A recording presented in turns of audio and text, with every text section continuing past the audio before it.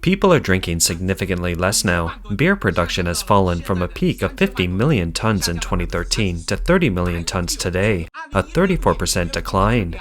Baijiu production has fallen from a peak of 13 million tons in 2016 to around 6 million tons today, a 53% decline. This data shows that fewer people are drinking. The market has experienced a severe downturn. Almost all liquor distributors nationwide have stopped purchasing. Everyone is waiting and seeing. If you buy in the morning, you might lose money by the afternoon. Many small liquor dealers are losing tens of thousands of dollars, while larger ones are losing hundreds of thousands. The price of a bottle of liquor has dropped by $56 to $70 in a week, resulting in a loss of over $280 per case. Such losses are unbearable for many distributors. In Hangzhou, there is a person who has been engaged in Moutai buyback for 20 years, having approximately $420,000 to $560,000 in inventory. This year, his losses reached $40,000 to $60,000. Other businessmen stated their losses were equivalent to the price of a Mercedes-Benz. Previously, everyone was actively buying Moutai, but now many have stopped buying to avoid further price drops. Previously, a bottle of Moutai cost about $456, but now the price of Feitian Moutai is only around $200, a drop of nearly 50% in 4 years. This is not just a matter of price decline, but also reflects a problem with the operating logic of the entire liquor industry. Currently, the Chinese liquor market is in a comprehensive slump. Even the affordable brand Nulanshao Erguotou, priced at only about $2.80, is experiencing sluggish sales. Its parent company, Beijing Shenzhen Agricultural Company Limited, reported a nearly 80% drop in net profit in its third quarter financial report, with losses approaching $10 million, becoming a microcosm of the liquor industry's weakness. This year, people's financial situation is very difficult. Even a bottle of $1 Baijiu is not selling well. It's understandable that Moutai and Wulongye are not selling well, but the fact that Baijiu isn't selling indicates that consumers are really strapped for cash. In the third quarter of this year, Nulanshang's profits dropped by 136%, meaning it not only failed to turn a profit, but also suffered a $1.4 million loss. This shows that previous consumers have no spare money to buy alcoholic beverages now. It's important to note that amid overall market contraction, competition has intensified. Other brands have all entered the market, vying for Nulanshang's market share with higher cost-performance ratios. Furthermore, competition in the bare bottle Baijiu market without an extra package, which Shenzhen Agriculture is focusing on, is becoming increasingly fierce. In June 2025, Yanghe Brewery partnered with JD.com to launch its premium light bottle liquor, Yanghe.Q, priced at $8.20 per bottle. Additionally, in July, Yili Liquor launched the Yili Grain Depot series priced at $4 to $5, directly impacting Nulanshang's price range. Industry insiders point out that Nulanshang's sales decline is not a problem specific to one brand, but rather reflects the overall predicament facing the Chinese consumer goods market. Liquor industry commentator Xiaoju Qing analyzes that insufficient purchasing power in Chinese society, coupled with pessimistic expectations for future income among many flexible workers and low-income groups, has led to consumption contraction and downgrading, directly impacting the sales of mass-market brands like Nulanshou. Furthermore, the sluggish recovery of the catering industry and reduced on-the-go consumption, such as gatherings and banquets, have made it difficult for even low-priced liquors to maintain sales. The entire liquor industry experienced a dismal performance in the third quarter. A major change has occurred in the liquor industry. Liquor giants generally experienced a decline in performance in the third quarter. Wulongye's third quarter revenue dropped by 52%, and net profit fell by more than 65%. This situation surprised investors. Not only Wulongye, but the entire liquor industry is experiencing difficulties. Yanghe suffered a loss of over $4.2 million in the third quarter, and the profits of well-known brands such as Gujingzhang and Shujingfang also fell by more than 70%. The blogger points out that this is an indisputable fact. The total amount of alcohol consumed is declining, and production is decreasing accordingly. In the current sluggish economic environment, everyone is tightening their belts. Business entertainment is being reduced wherever possible, and weddings and birthday banquets are being simplified. There's a popular saying recently, now men don't drink and women don't wear makeup. This actually reflects the consumption status of the entire society. Furthermore, the liquor industry itself also has problems. A few years ago, when the market was booming, manufacturers relentlessly pushed inventory onto distributors. Now, with the consumption cooling down, goods are piling up. Worse still, prices have become inverted. For example, the wholesale price of Wulong Ye's star product is even lower than the suggested retail price. How are distributors supposed to survive? Losing money on every bottle sold, who would want to stock up? Even more serious than stockpiling is the current lack of profit and a way out in the industry. In the past, manufacturers would push inventory onto distributors to meet sales targets. Although the inventory was substantial, distributors could still bear it because there was still profit to be made. Now manufacturers are still pushing inventory onto distributors, but the price system has also been disrupted. Market prices are very transparent, making it difficult for distributors to profit. Now, major e-commerce platforms are touting billions of dollars in subsidies, driving down the prices of famous liquors again and again, almost reaching or even touching the distributors' purchase costs. This price war has left many liquor distributors in dire straits, with profits drastically squeezed and many even facing the predicament of unprofitable inventory. Faced with online price wars and squeezed offline channels, liquor distributors' survival space is being eroded step by step.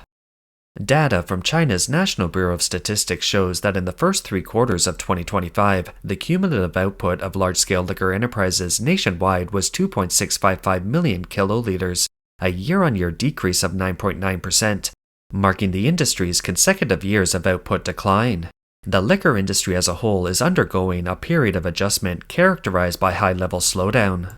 Overall, the liquor industry is entering a period of deep differentiation. Leading brands are still able to maintain their position, mid-tier enterprises are struggling, and many small and medium-sized liquor enterprises are already facing the dual predicament of declining performance and shrinking market share. Our industry is currently at a historic crossroads. Even leading companies and well-known local liquor enterprises have been greatly affected. For many smaller liquor enterprises, the situation will be even more difficult. Reports also indicate that even Feitian Moutai, once considered liquid gold, is now unable to withstand the market chill. Compared to its peak 4 years ago, the price has almost halved, falling by nearly 50%.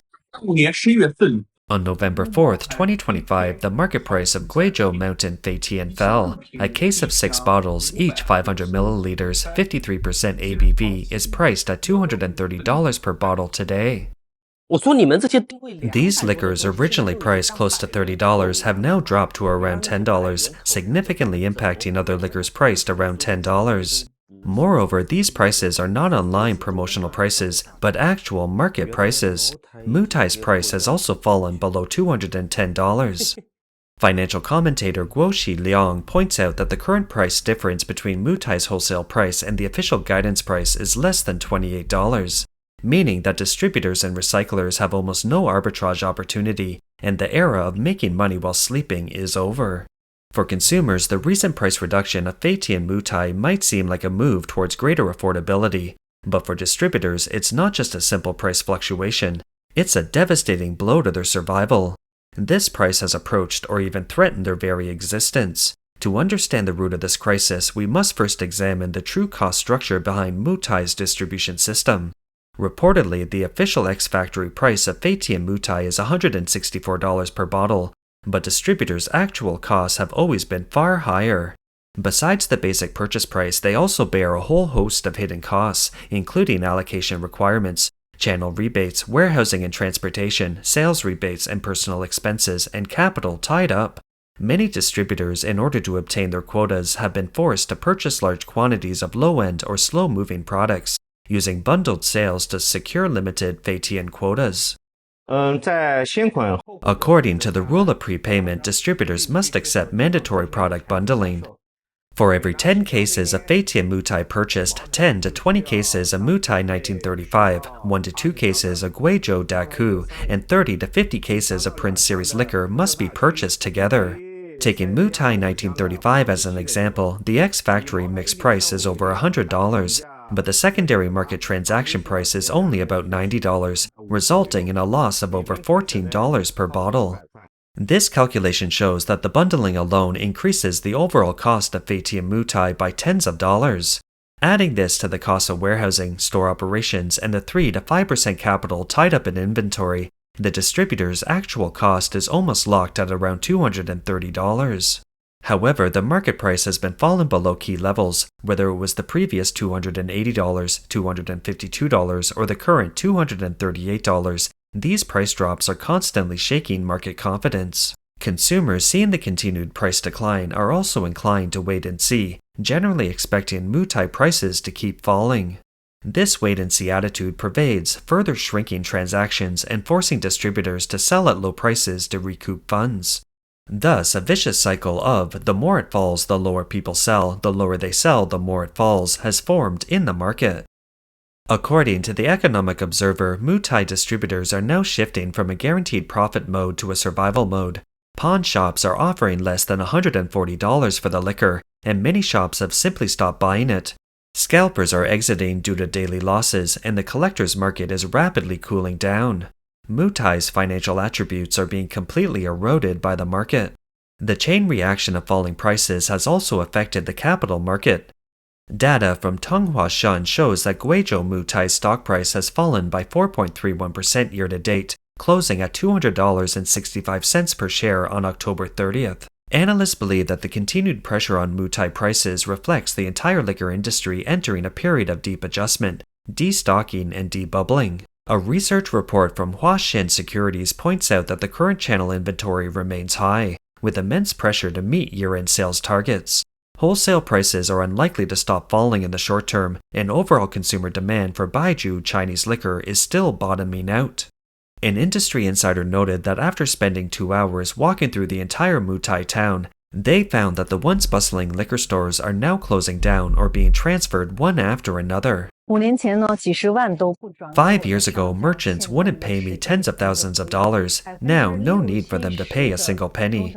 Approximately 60 to 70% of small and medium-sized liquor enterprises have already ceased production. The once vibrant market has become deserted, with over 600 liquor enterprises permanently exiting the market along the Qishui River. The price of raw liquor has fallen below $30, a drop of about 70% from its peak. Even 30% of the industry practitioners have begun changing jobs, some becoming ride-hailing drivers, others selling tofu at street stalls. This is not just an ordinary cycle, but a fundamental shift in the entire industry. Attention, everyone, there's major news in the liquor industry. I heard that 2 large-scale sauce-flavored liquor companies in Renhua have filed for bankruptcy. There are currently fewer than 100 liquor companies still in production in Renhua. The industry association is now advocating that in the future, liquor should no longer be differentiated by alcohol content. I also heard that a large business in Hernan has run out of cash. They're liquidating any assets they can, mortgaging whatever they can just to stay afloat. There are some other details I can't disclose. And Wuliangye, a famous Chinese liquor brand, is also losing money. Wuliangye's sharp decline in the Q3 financial report shocked the investment community. Third quarter revenue was 8.1 billion yuan, a 52% year-on-year decrease, and net profit was 281 million, a decrease of over 65% compared to 800 million in the same period last year. This is not just a decline, but more like a roller coaster ride without seatbelts. Some analysts point out that the current predicament of the liquor industry is the result of a combination of the bursting of the capital bubble and structural imbalances. Since 2020, over 28 billion has flowed into the sauce-flavored liquor market, leading to a rapid capacity expansion, while actual market demand has not kept pace, ultimately resulting in oversupply. A deeper reason is the shift in consumer mentality from following the trend to buy sauce-flavored liquor to rational consumption, with a greater emphasis on cost-effectiveness. Daily-use liquors below $28 are still growing against the trend, while demand for high-end liquor continues to decline. Meanwhile, Moutai's siphoning effect has become increasingly pronounced. In 2025, its revenue reached 26.2 billion, exceeding the total output value of the entire Renhui city liquor industry. The production of its liquor series surged by over 5,000 tons, almost squeezing the survival space for small and medium-sized liquor enterprises. The withdrawal of capital has exacerbated the problem, lengthening the liquor inventory turnover cycle to over 18 months. Channel transformation has brought greater pressure, with nearly half of consumers shifting to online purchases, impacting traditional wholesale and distribution models. Policy and environmental restrictions have also increased production costs. Policies such as 4-to-1 and coal-to-gas conversions have forced many small and medium-sized liquor factories to shut down due to non-compliance with environmental standards. Compared to 2012, production can no longer simply rely on reducing production to weather the winter to survive. It faces systemic restructuring. Furthermore, the strictest alcohol ban in history, which was issued in 2025, has further intensified the impact. The new regulations not only restrict liquor consumption in official and state-owned enterprise settings, but also covers red wine, beer, and other alcoholic beverages. For the first time, the regulatory scope for beverages has been extended to state-owned enterprises and financial institutions. This means that government business consumption, which has long supported the profits of high-end liquor, has been completely severed in just a few months. Data shows that in Henan province, sales of high-end liquor fell by more than 50% year-on-year between June and July, with orders from government channels for brands such as Moutai and Wulongye almost dropping to zero. Although publicly available data shows that the proportion of government consumption has decreased from 40% in 2011 to 5% in 2023, industry insiders know that this is only a superficial figure. Now that this gray chain has been cut off, the fundamental reason for the sharp drop in liquor companies' profits is clearly visible. That's all for today. If you enjoy our content, please give us a thumbs up, subscribe, leave a comment, and share it with a friend. We appreciate your support, and we'll see you next time.